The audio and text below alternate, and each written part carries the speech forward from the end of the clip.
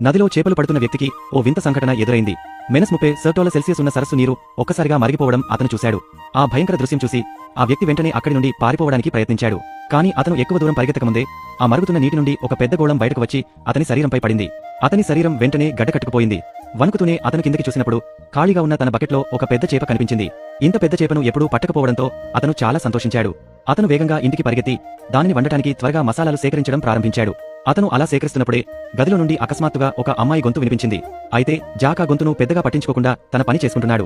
కానీ కొంతసేపటికి అతనికి నా గదిలో నేనొక్కడినే ఉన్నాను, మరి ఈ గొంతు ఎక్కడి నుండి వచ్చింది అనే ఆలోచన వచ్చింది.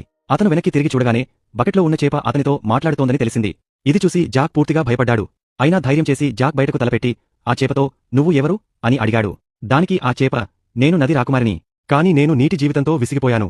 అందుకే భూమిపైకి వచ్చి మనిషి రూపంలో నా జీవితాన్ని గడపాలనుకుంటున్నాను. నువ్వు నన్ను మంచి ప్రదేశాలలో తిప్పడానికి తీసుకువెళితే నేను నీ కోరిక ఏదైనా తీర్చగలను అని చెప్పింది. ఆ తర్వాత క్షణంలోనే ఆ ఇల్లు మొత్తం ఒక్కసారిగా గాలిలో పైకి లేచింది. జాక్ ఏదో అర్థం చేసుకునేలోపే అతను తన మంచంతో సహా వేగంగా బయటకు విసిరివేయబడ్డాడు. ఆ తర్వాత ఇల్లు మళ్లీ సాధారణ స్థితికి వచ్చింది. దీని తర్వాత ఆ చేప జాక్తో నేను నిన్ను మాయాలోకానికి తీసుకువెళ్లాలనుకుంటున్నాను అని చెప్పింది. అలా చెప్పగానే మంచుతో కప్పబడిన భూమి ఒక్కసారిగా పచ్చని భూమిగా మారిపోయింది. చిన్న చేప కూడా ఒక అందమైన యువతిగా మారిపోయింది. ఇది చూసి జాక్ కూడా ఆశ్చర్యపోయాడు. ఆ తర్వాత ఆ యువతి జాక్కి ఒక మాయా కవచాన్ని ఇచ్చింది. దాని సహాయంతో నీటి లోపల సులభంగా ఉండవచ్చు. ఆ యువతి, నువ్వు ఈ నిధిని తీసుకువెళ్లి రాజుకు అప్పగిస్తే నువ్వు రాజకుమారిని వివాహం చేసుకోవచ్చు అని చెప్పింది.